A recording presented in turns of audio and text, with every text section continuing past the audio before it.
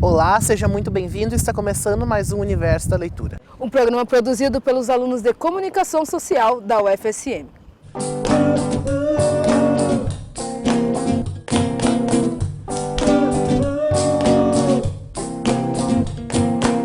Mas você sabe o que é a diversidade? O programa de hoje vai tratar sobre a diversidade em produtos culturais, como filmes, telenovelas, livros, entre outros. A diversidade pode ser representada em diversas formas, e a presença dela em vários formatos midiáticos é de extrema importância para a inclusão social. E essa inclusão pode ser trabalhada através da apresentação de uma coletânea de contos fantásticos para uma criança, como Era uma Vez um Conto de Fadas Inclusivo, que mostra personagens com algum tipo de deficiência e que se tornaram ainda mais especiais por conta disso. Assim como representar a diversidade sexual e de gênero em um filme como Milk, A Voz da Igualdade, que conta a história do primeiro político homossexual declarado a ser eleito na Califórnia, nos Estados Unidos. E é sobre isso e muito mais que o programa de hoje vai falar. Isso mesmo, e para iniciar com o tema, minha colega Ariane foi conferir com algumas pessoas se elas acreditam na importância da diversidade na literatura. Confira agora.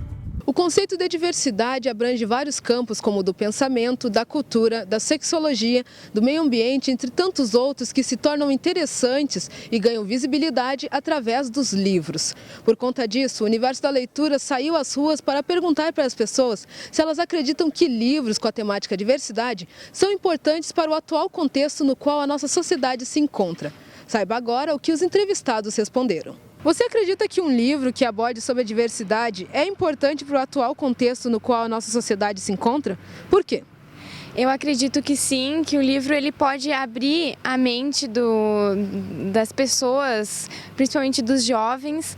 E acredito que um bom livro ou uma boa escrita, ela pode fazer as pessoas refletirem sobre o que é importante, o que mudou dos tempos para cá, sobre vários aspectos, a diversidade cultural, as raças, o credo, a questão sexual, tudo isso. Então eu acho que um livro bem escrito, com ideias consistentes, é capaz sim de fazer a gente mudar nosso pensamento sobre a diversidade e respeitar todos os tipos de cultura.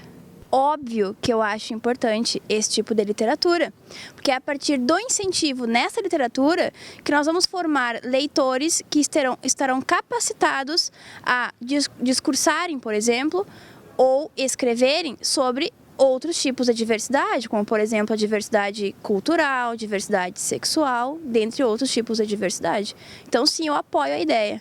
Acredito que sim, porque em pleno século XXI ainda tem muito preconceito com as pessoas que são ditas diferentes, então acredito que sim, é importante. A comunidade tem que saber o que é essa diversidade e como deve tratar o diferente, digamos assim. Acho muito importante. Você acredita que um livro que aborde sobre a diversidade é importante para o atual contexto no qual a nossa sociedade se encontra? Eu acho que sim, que é muito importante, porque hoje a gente vê muito preconceito, sim, muita violência relacionada ao preconceito e diferença de raça, até mesmo a gente vê os times, as pessoas brigando por causa de time, né? Isso é uma coisa muito ridícula, porque todos nós somos humanos e a gente tem a mesma raiz, então a gente deve se tratar como irmãos, assim, com muita paciência, com muita compreensão e amor.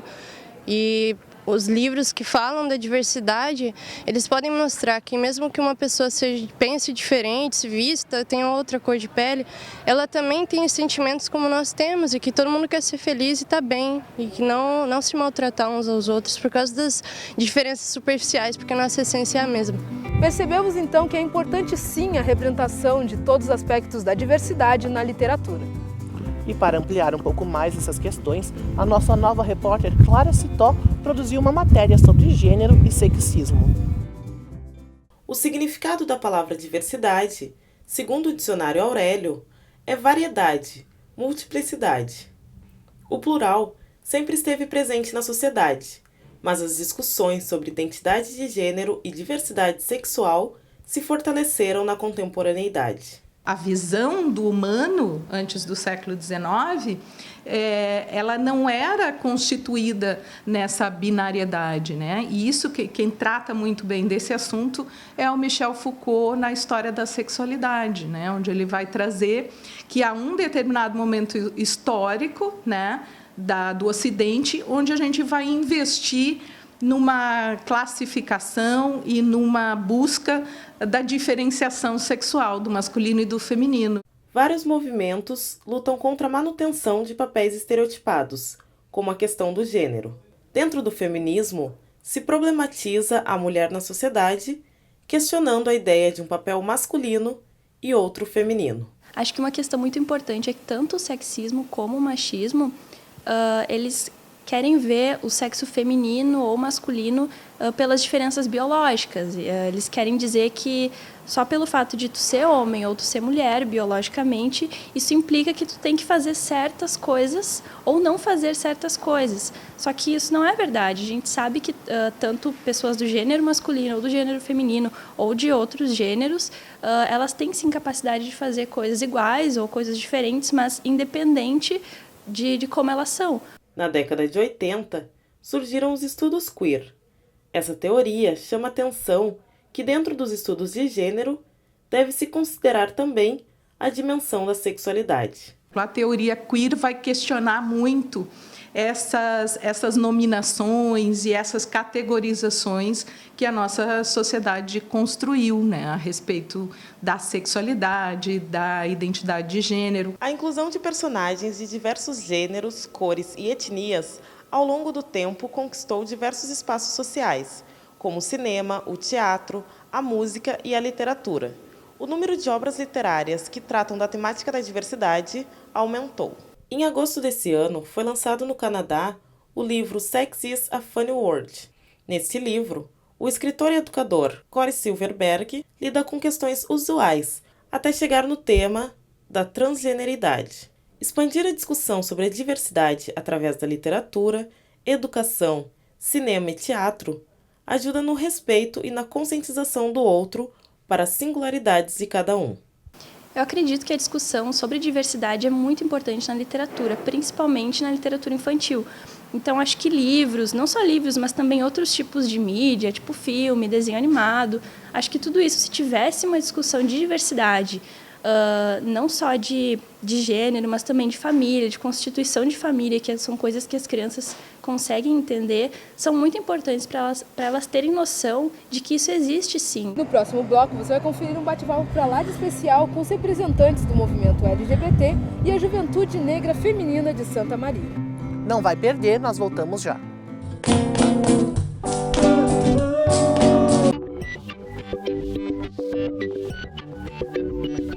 Ter entrado no curso foi descobrir os diferentes caminhos da academia e os diferentes caminhos de realmente poder intervir com maior propriedade no mundo, de realizar aquele sonho de mudar o mundo, de ser alguém nessa sociedade que tenha algo a contribuir para ela.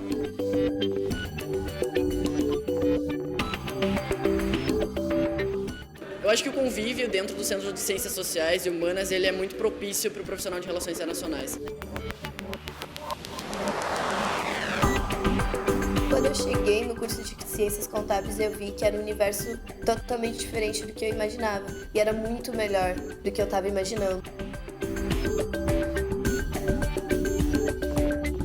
O CCSH me proporciona essa interdisciplinariedade e também a universidade, porque a arquivologia é tudo isso e se encaixa em tudo isso.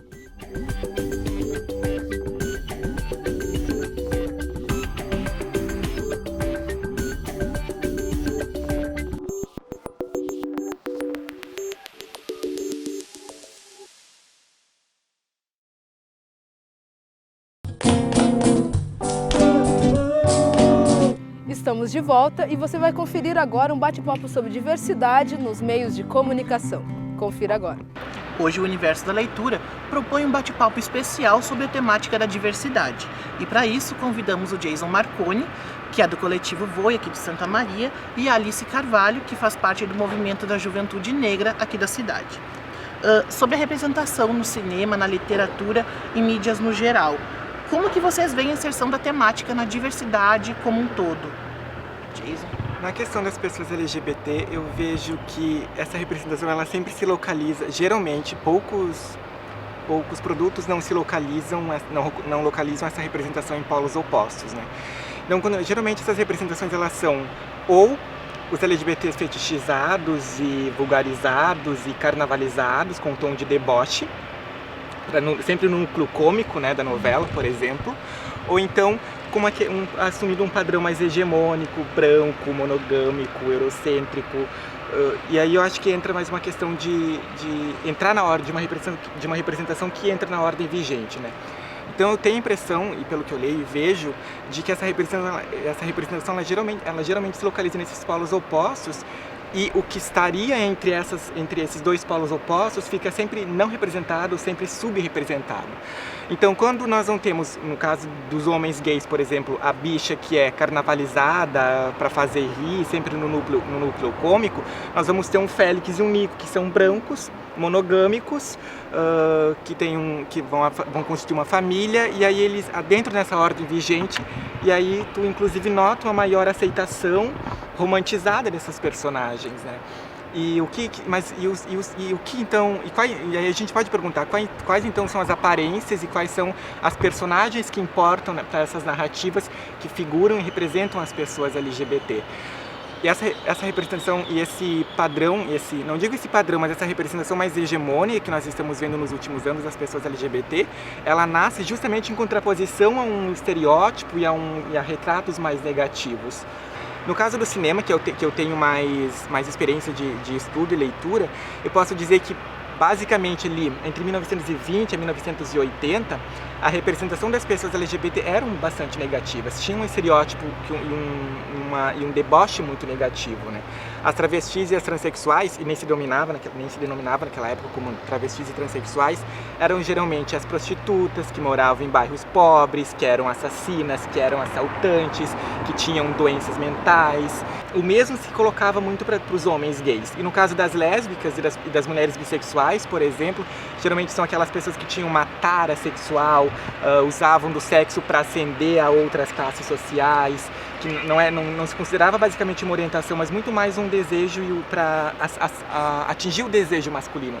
Então acho que são poucas mídias hoje que nós conseguimos dizer que realmente conseguem apresentar não apenas uma representação em contraposição a um retrato negativo, mas que realmente consiga diversificar essas representações para além de um quadro mais hegemônico.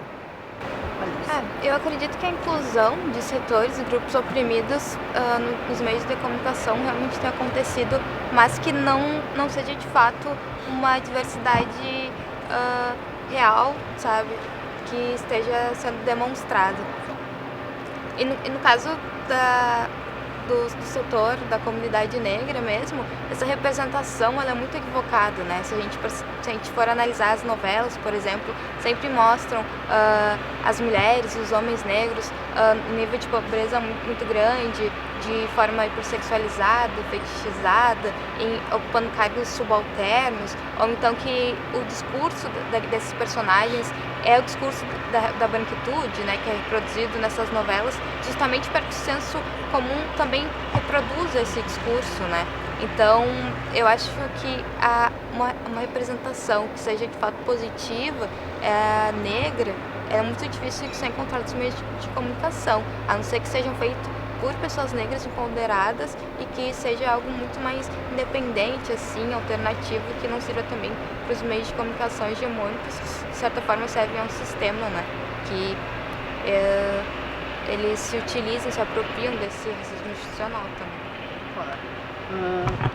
Ali voltando um pouquinho então ao movimento LGBT, de novo com o Jason, sobre como que tu avalia essa recepção do público quando a temática LGBT ela é explorada na mídia, em filmes, e até mesmo, como a gente falou antes, em novelas.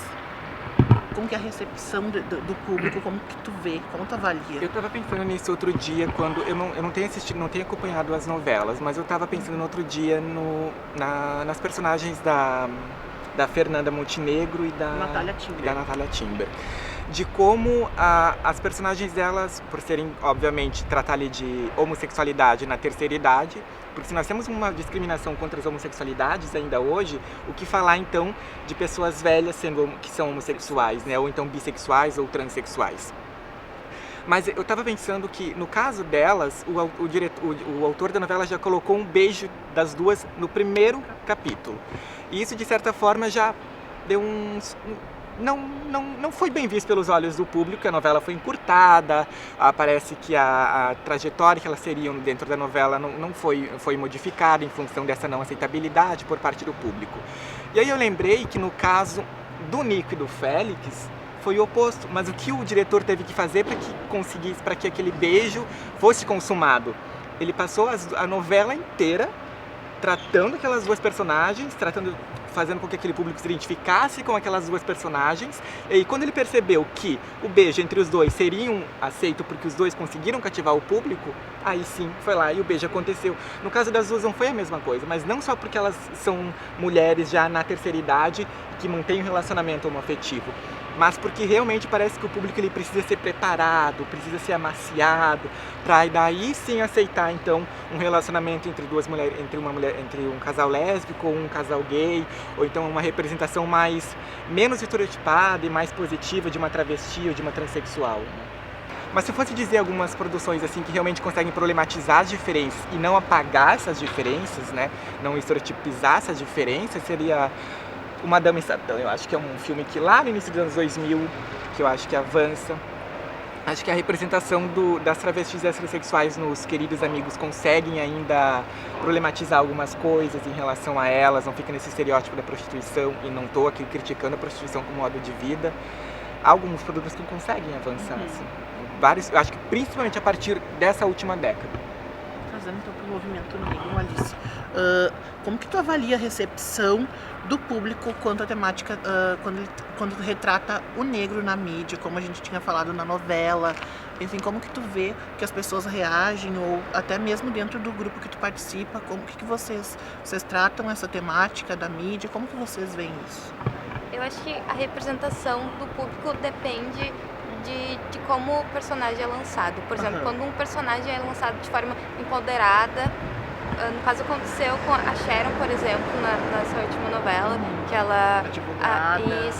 Exatamente. A questão do cabelo também, que ela libertou, e um pouco do discurso também, né, que ela teve com um rapaz branco que, enfim, estava hipersexualizando ela. Eu acho que a branquitude, quando recebe esse discurso, ela fica incomodada, porque já é um não lugar, na verdade, né? A gente sai desse estereótipo, sai dessa subalternização, isso acaba incomodando.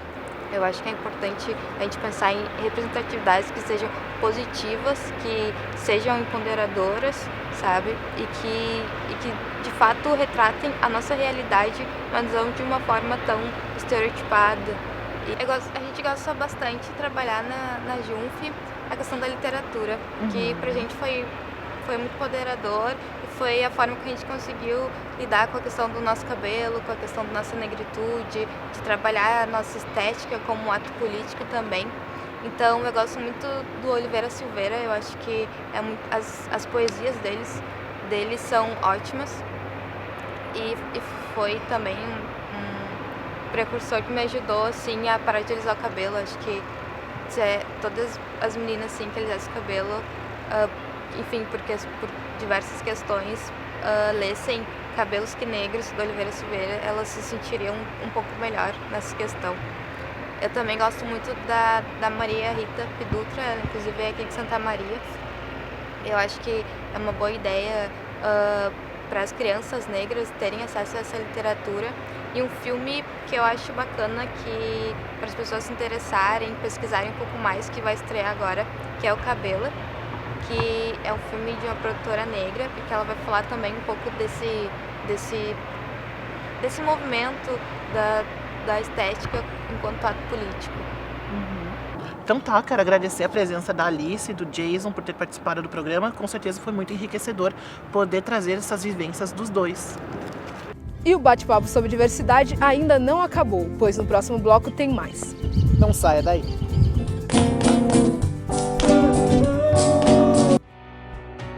Comunicar é tornar comum o conhecimento. É diversidade. é partilhar saberes, multiplicar ideias. Comunicação é movimento, é interação, saber se expressar e estar sempre atento, viver e reviver. Estamos sempre comunicando, de diferentes formas, em vários lugares, com tudo à nossa volta.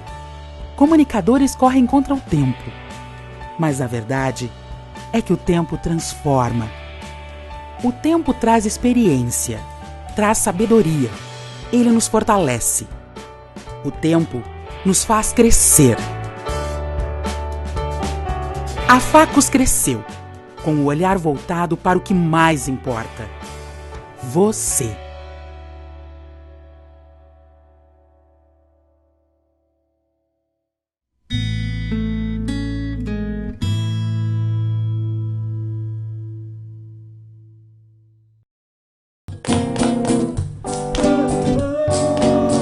Como não podíamos deixar de ouvir a voz das transgêneros, eu fui até o alojamento da Verônica em Santa Maria para conversar com ela sobre a representatividade trans na mídia. O alojamento da Verônica é localizado no bairro Urlândia, aqui em Santa Maria, e há 10 anos oferece hospedagem para travestis e transexuais da região e do país. O local oferece um ambiente com muito carinho e respeito, não somente a quem se hospeda, mas também a quem visita. E o Universo da Leitura está aqui no alojamento da Verônica em Santa Maria para um bate-papo sobre a representação trans na mídia. Sobre a questão, então, do nome social, principalmente na retratação em portais de notícias, como, vamos supor, morreu uma travesti, eles tratam morreu o fulano de tal com o nome masculino. O que vocês acham disso e qual a sugestão de vocês para que coisas que vocês conquistaram ao longo dos anos, como o direito do nome social, passem a ser respeitado?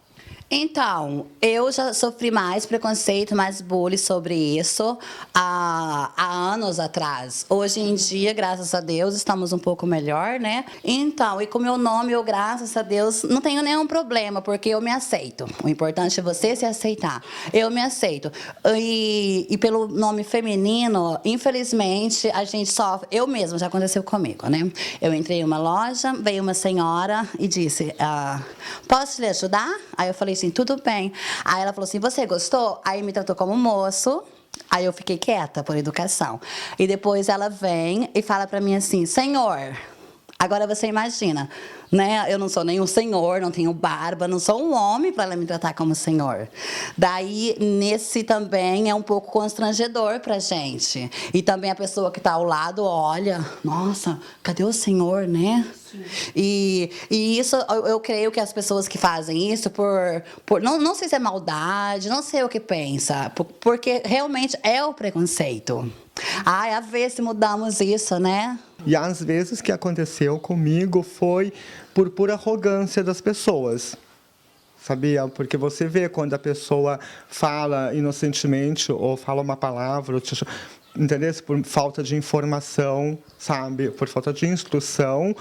Ou você percebe quando a pessoa está sendo arrogante. Comigo, quando aconteceu, foi por pura arrogância. E é muito constrangedor, né? Porque, afinal de contas, quando você sai de casa, você procura sair o melhor possível, sabe? Visualmente, do jeito que você gosta, do jeito que a gente gosta, entendeu? Cabelo arrumado, maquiada, com unhas pintadas, de salto. Aí você chega num lugar e as pessoas vê, entendeu? E não valorizam aquilo, a tua autoestima. Entendeu? Elas procuram te ferir de alguma maneira. E eu acho assim, em algumas coisas está melhorando, só que as coisas estão andando, entendeu? Se tudo leva um processo, né? Vai devagar, né? Mas já está melhorando, porque antes você tinha que passar por uma cirurgia para poder tocar o nome, né? Hoje isso não é mais preciso. Já aconteceu comigo, mas muitas pessoas têm medo também. Tem muitos que não sabem como tratar a gente, entendeu? Aí não sabe se chamar de ele ou ela, ou como tem ali a insegurança. Daí eu sempre, antes de ser chamado de qualquer ele ou ela, eu sempre falo, eu gostaria de ser chamado de Camila. sabe? Eu sempre falo antes para as pessoas também já não ficar com vergonha, porque tem muitas que não têm informação, né? Percebe-se que as trans não têm um espaço na mídia atual. E quando esse espaço é cedido, é sempre com uma representação levada por um lado humorístico, com bastante preconceito e carregada de estereótipos. O que vocês acham disso? Então, eu acho assim, né? Cada um pensa como quer, em primeiro lugar, né? Mas eu acho que tinha que ter um pouco mais de respeito, porque nós somos humanas, somos gente como qualquer um outro, como você, como minhas amigas, como qualquer pessoa. Eu acho que eles dão muito pouco espaço mesmo, sabe? Porque a única pessoa, assim, que nos representa, assim, como travesti, é a Rogéria, né? Que ela participa como uma imagem feminina, mesmo todo mundo sabendo que ela não é, que ela é uma trans, né? Mas eles apresentam ela como uma imagem feminina e com nome feminino. Então, acho que a única pessoa que representaria a nós seria ela. O restante, assim, ó... Ou eles colocam um homem, ou eles colocam uma mulher, entendesse? Mas eles não mostram o que é o dia a dia de uma travesti. Entendeu? O que ela passa, o que ela vive, né?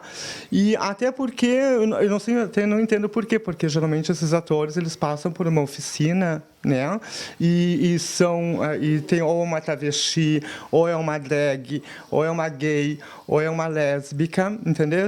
Que ensina eles o comportamento, tudo aquilo que eles aprendem para poder representar aquele papel. Mas é muito pouco representado. Então, acho que a mídia ela não dá espaço para outras travestis, porque no Brasil assim, tem muitas travestis em vários lugares que são competentes de fazer teatro, entendeu? De fazer qualquer outra profissão.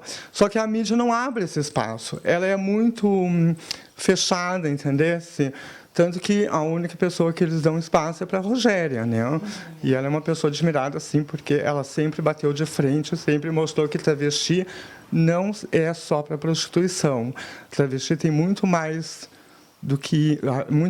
a mostrar a sua capacidade. Então, e para você que está assistindo esse programa, como nós deveríamos ser chamadas? Ele ou ela? É claro que é elas. E para os homofóbicos, beijinho no ombro. O nosso Top 5 de hoje traz uma lista de livros que abordam a temática da diversidade sexual. Então confira agora nossas dicas para você. E o primeiro livro do nosso Top 5 é O Pacifista, de John Bonne, o mesmo autor da obra O Menino do Pijama Listrado. A história do livro, O Pacifista, se passa no início do século XX, no período da Primeira Guerra Mundial. O seu personagem principal é Tristan Sadler, um jovem soldado com a mente perturbada por conta da guerra que presenciou. O segundo exemplar é o livro Menino de Ouro, de Abigail Tartling. A história é sobre a vida de Max Walker, um menino considerado o filho perfeito. Porém, ele mantém um segredo que o perturba por tentar entender quem ele realmente é. O Garoto Enquanto Garoto, de David Levitan, é o terceiro livro. A história de um garoto chamado Paul, que assume sem medo a sua homossexualidade. Porém, este garoto, tão seguro de si, durante a trama acaba desvendando seus medos e aflições. E com isso, o autor consegue trazer questões sociais presentes no nosso cotidiano, a respeito do preconceito e do que realmente seria o verdadeiro amor. A nossa penúltima obra é o livro Todo Dia, do mesmo autor de antes, David Levitan. A história trazida no livro é totalmente inusitada e muito interessante. A personagem principal é A. Isso mesmo, a personagem não tem nome completo. Essa pessoa acorda todos os dias no corpo de outra pessoa qualquer, independente do gênero, lugar ou personalidade. E a última indicação de leitura do nosso Top 5 é o livro O Terceiro Travesseiro, de Nelson Luiz de Carvalho.